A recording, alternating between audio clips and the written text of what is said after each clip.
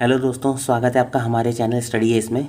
और आज मैं लेके आया एक नया वीडियो जिसमें हम टीचिंग एप्टीट्यूड के शिक्षण अधिगम प्रक्रिया पर कुछ इंपॉर्टेंट क्वेश्चन देखेंगे। तो आइए स्टार्ट करते हैं वीडियो को। पहला क्वेश्चन है कि शिक्षण क्या है। ऑप्शन है कि केवल ज्ञान देना हुआ, या फिर अधिगम को सुगम बनाना और निर्देशित करना हुआ, छात्रों को केवल परीक्षा के लिए तैयार करना हुआ, या फिर पाठ्यक्रम पूरा करना हुआ। तो शिक्षण जो है वो हमारा क्या है, अधिगम को सुगम बनाना और निर्देशित करना। अगला क्वेश्चन है कि अधिगम को परिभाषित करने का सबसे अच्छा तरीका क्या है। ऑप्शन से केवल तथ्यों को याद करना, परीक्षा में उच्च अंक प्राप्त करना, कक्षा में ध्यान देना, या फिर अभ्यास और अनुभव के परिणाम स्वरूप व्यवहार में अपेक्षाकृत स्थायी परिवर्तन। तो इसका जो राइट आंसर है वो है अभ्यास और अनुभव के परिणाम स्वरूप व्यवहार में अपेक्षाकृत स्थायी परिवर्तन। अगला क्वेश्चन है कि शिक्षा मनोविज्ञान का मुख्य केंद्र बिंदु क्या है। ऑप्शन है छात्र और अधिगम प्रक्रिया, शिक्षक, विद्यालय का वातावरण, या फिर पाठ्यक्रम। तो इसका जो राइट आंसर है वो है छात्र और अधिगम प्रक्रिया। अगला क्वेश्चन है कि शिक्षण की बाल केंद्रित पद्धति का क्या अर्थ है। ऑप्शन है शिक्षक केंद्र में होता है, बच्चे के अनुभव, आवश्यकताएं और क्षमताएं अधिगम का आधार होती हैं। थर्ड ऑप्शन है कि केवल बच्चों के खेल पर ध्यान केंद्रित करना, या फिर कठोर अनुशासन बनाए रखना। तो इसका जो राइट आंसर है वो है बच्चे के अनुभव, आवश्यकताएं और क्षमताएं अधिगम का आधार होती हैं। अगला क्वेश्चन है कि निम्न में से कौन सा अधिगम का एक सिद्धांत नहीं है। ऑप्शन है प्रयास एवं त्रुटि त्रुटि का सिद्धांत, अंतर्दृष्टि का सिद्धांत, अभ्यास का सिद्धांत, या फिर कठोर दंड का सिद्धांत। तो इसका जो राइट आंसर है वो है कठोर दंड का सिद्धांत। अगला क्वेश्चन है कि एक प्रभावी शिक्षक का सबसे महत्वपूर्ण गुण क्या है। ऑप्शन है आकर्षक व्यक्तित्व, विषय वस्तु का गहन ज्ञान और शिक्षण कौशल, सख्त अनुशासन बनाए रखना, या फिर छात्रों को होमवर्क देना। इसका जो राइट आंसर है वो है विषय वस्तु का गहन ज्ञान और शिक्षण कौशल। अगला क्वेश्चन है कि शिक्षण अधिगम प्रक्रिया में अभिप्रेरणा की क्या मुख्य भूमिका है। ऑप्शन से यह अधिगम को धीमा कर देती है, यह केवल शिक्षक के लिए महत्वपूर्ण है, यह अधिगम के लिए प्रेरणा और ऊर्जा प्रदान करती है, और इसका कोई महत्व नहीं है। तो इसका जो राइट आंसर है वो है यह अधिगम के लिए प्रेरणा और ऊर्जा प्रदान करती है। अगला क्वेश्चन है कि निम्न में से कौन सा शिक्षण का एक स्तर नहीं है। ऑप्शन है स्मृति स्तर, बोध स्तर, चिंतन स्तर, या फिर अनुशासन स्तर। तो इसका जो राइट आंसर है वो है अनुशासन स्तर। अगला क्वेश्चन है कि बच्चे कैसे सीखते हैं। ऑप्शन है केवल सुनकर, केवल देखकर, अनुभव, अन्वेषण, अंतःक्रिया और भागीदारी के माध्यम से, या फिर केवल याद करके। तो इसका जो राइट आंसर है वो है ऑप्शन नंबर सी, अनुभव, अन्वेषण, अंतःक्रिया और भागीदारी के माध्यम से। अगला क्वेश्चन है कि शिक्षण को त्रिध्रुवीय प्रक्रिया किसने कहा है। ऑप्शन है जॉन डीवी ने, बीएफ स्किनर ने, थार्नडाइक ने, या फिर फ्रोबेल ने। इसका जो राइट आंसर है वो है जॉन डीवी ने इसको क्या कहा है, शिक्षण को त्रिध्रुवीय प्रक्रिया कहा है। तो अगला क्वेश्चन है हमारे पास कि परियोजना विधि के प्रतिपादक कौन थे। ऑप्शन है जॉन डीवी, डब्ल्यू.एच. किलपैट्रिक, प्लेटो, या फिर अरस्तु। तो जो परियोजना विधि के प्रतिपादक थे वो थे डब्ल्यू.एच. किलपैट्रिक। अगला क्वेश्चन है हमारे पास कि समस्या समाधान विधि में पहला कदम क्या होता है। ऑप्शन से समाधान का परीक्षण, दूसरा है कि समस्या को समझना और परिभाषित करना, तीसरा है परिकल्पनाएं बनाना, या फिर डेटा एकत्र करना। तो समस्या समाधान विधि में पहला कदम होता है समस्या को समझना और परिभाषित करना।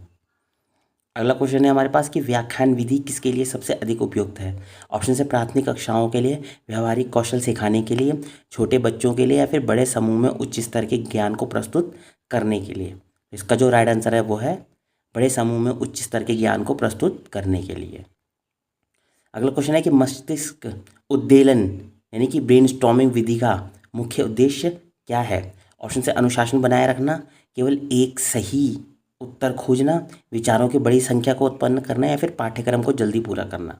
जो मस्तिष्क उद्दीलन विधि का मुख्य उद्देश्य होता है विचारों की बड़ी संख्या को उत्पन्न करना। अगला क्वेश्चन है कि खेल विधि प्राथमिक स्तर पर क्यों महत्वपूर्ण है। ऑप्शन है कि यह सीखने को स्वाभाविक, आनंददायक और तनाव मुक्त बनाती है। दूसरा है कि यह केवल समय बिताने के लिए है, यह केवल शारीरिक विकास के लिए है, और यह बच्चों को व्यस्त रखती है। तो इसका जो राइट आंसर है वो है कि यह सीखने को स्वाभाविक, आनंददायक और तनाव मुक्त बनाती है। अगला क्वेश्चन है कि शिक्षण की आगमन विधि क्या है। ऑप्शन है सामान्य से विशिष्ट की ओर, विशिष्ट उदाहरणों से सामान्य नियम की ओर, नियम से उदाहरण की ओर, या फिर अज्ञात से ज्ञात की ओर। इसका जो राइट आंसर है वो है विशिष्ट उदाहरणों से सामान्य नियम की ओर। अगला क्वेश्चन है कि शिक्षण का निगमन विधि यानी कि डिडक्टिव मेथड क्या है? ऑप्शन से उदाहरण से नियम की ओर, विशिष्ट से सामान्य की ओर, नियम से उदाहरण की ओर, या फिर सरल से जटिल की ओर। तो इसका जो राइट आंसर है वो है नियम से उदाहरण की ओर। अगला क्वेश्चन है कि सहयोगात्मक अधिगम में शिक्षक की क्या भूमिका होती है?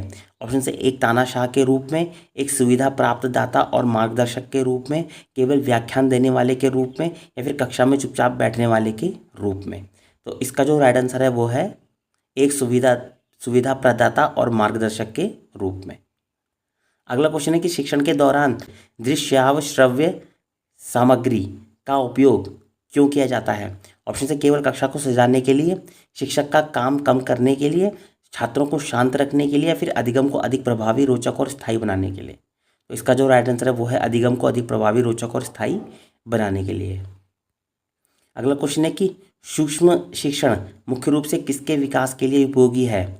ऑप्शन से शिक्षण कौशल के विकास के लिए, पाठ्यक्रम पूरा करने के लिए, स्कूल के नियम बनाने के लिए, या फिर छात्रों का मूल्यांकन करने के लिए। इसका जो राइट आंसर है वो है शिक्षण कौशल के विकास के लिए। अगला क्वेश्चन है हमारे पास कि समावेशी शिक्षा का अर्थ क्या है? ऑप्शन से केवल सामान्य बच्चों को पढ़ाना, या फिर दूसरा है कि सभी बच्चों को एक ही छत के नीचे एक साथ पढ़ाना, केवल विकलांग बच्चों को विशेष स्कूल में पढ़ाना, या फिर छात्रों के बीच अलगाव पैदा करना। तो इसका जो राइट आंसर है वो है कि सभी बच्चों को एक ही छत के नीचे एक साथ पढ़ाना। अगला क्वेश्चन है हमारे पास कि शिक्षण अधिगम प्रक्रिया में व्यक्तिगत भिन्नताओं पर ध्यान देना क्यों आवश्यक है? ऑप्शन से इससे समय की बर्बादी होती है, केवल प्रतिभाशाली छात्रों को पहचानने के लिए, प्रत्येक छात्र की ज़रूरतों के अनुसार अधिगम सुनिश्चित करने के लिए, या फिर पाठ्यक्रम को कठिन बनाने के लिए। इसका जो राइट आंसर है वो है प्रत्येक छात्र की ज़रूरतों के अनुसार अधिगम सुनिश्चित करने के लिए। अगला क्वेश्चन है कि एक प्रतिभाशाली छात्र की मुख्य विशेषता क्या है? ऑप्शन से धीमी गति से सीखना, दूसरा है कि उच्च बुद्धि, लब्धि और रचनात्मकता, कक्षा में अनुशासनहीनता, या फिर सामाजिक रूप से अलग थलग रहना। तो उसकी जो मुख्य विशेषता होती है वो है उच्च बुद्धि, लब्धि और रचनात्मकता। अगला क्वेश्चन है कि सीखने की अक्षमता का सबसे आम रूप कौन सा है? ऑप्शन से डिसलेक्सिया, डिसग्राफिया, डिसकैलकुलिया, या फिर उपयुक्त सभी। तो इसका जो राइट आंसर है वो है उपयुक्त सभी, यानी कि तीनों होते हैं। अगला क्वेश्चन है कि समावेशी कक्षा में एक शिक्षक को क्या करना चाहिए? ऑप्शन से केवल एक ही शिक्षण पद्धति का उपयोग करना चाहिए, विभिन्न शिक्षण शैलियों और बहुसंवेदी तरीकों का उपयोग करना चाहिए, विकलांग छात्रों की उपेक्षा करनी चाहिए, या फिर सभी को एक ही गति से सीखने के लिए मजबूर करना चाहिए। तो इसका जो राइट आंसर है वो है कि विभिन्न शिक्षण शैलियों और बहुसंवेदी तरीकों का उपयोग करना चाहिए। अगला क्वेश्चन है कि RTE शिक्षा का अधिकार अधिनियम 2009 के अनुसार प्राथमिक स्तर पर छात्र और शिक्षक का अनुपात क्या होना चाहिए? ऑप्शन से 30:1, 40:1, 50:1, या फिर 35:1। इसका जो राइट आंसर है वो है 30:1। अगला क्वेश्चन है कि बुद्धि लब्धि का सूत्र क्या है?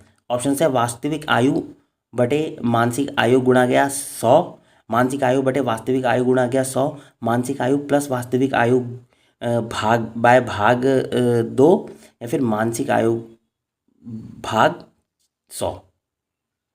तो इसका जो राइट आंसर है वो है मानसिक आयु भाग वास्तविक आयु गुणा गया 100। अगला क्वेश्चन है कि सामाजिक भावनात्मक अधिगम को क्यों महत्वपूर्ण है? इसके ऑप्शन है यह केवल अकादमिक प्रदर्शन में सुधार करता है, यह केवल खेलने के लिए है, इसका कक्षा से कोई संबंध नहीं है, या फिर यह छात्रों को स्वयं को और दूसरों को समझने, भावनाओं को प्रबंधित करने और स्वस्थ संबंध बनाने में मदद करता है। इसका जो राइट आंसर है वो है कि यह छात्रों को स्वयं को और दूसरों को समझने, भावनाओं को प्रबंधित करने और स्वस्थ संबंध बनाने में मदद करता है। अगला क्वेश्चन है कि बच्चों में रचनात्मकता को कैसे बढ़ावा दिया जा सकता है? ऑप्शन है उन्हें केवल रटने के लिए प्रोत्साहित करके, उन्हें मौलिक विचार व्यक्त करने, प्रयोग करने और विविध समाधान खोजने की स्वतंत्रता देकर, कठोर नियम लागू करके, या फिर आलोचना करके। तो इसका जो राइट आंसर है वो है उन्हें मौलिक विचार व्यक्त करने, प्रयोग करने और विविध समाधान खोजने की स्वतंत्रता देकर। और लास्ट क्वेश्चन है इस वीडियो का कि वंचित समूह के छात्रों को शिक्षण अधिगम प्रक्रिया में शामिल करने के लिए शिक्षक को क्या करना चाहिए? ऑप्शन है उनसे कठोर व्यवहार करना चाहिए, उनकी सांस्कृतिक पृष्ठभूमि का सम्मान करना चाहिए और उन्हें सुरक्षित व प्रोत्साहित महसूस कराना चाहिए, उन पर विशेष ध्यान नहीं देना चाहिए, या फिर उन्हें अन्य छात्रों से अलग करना चाहिए।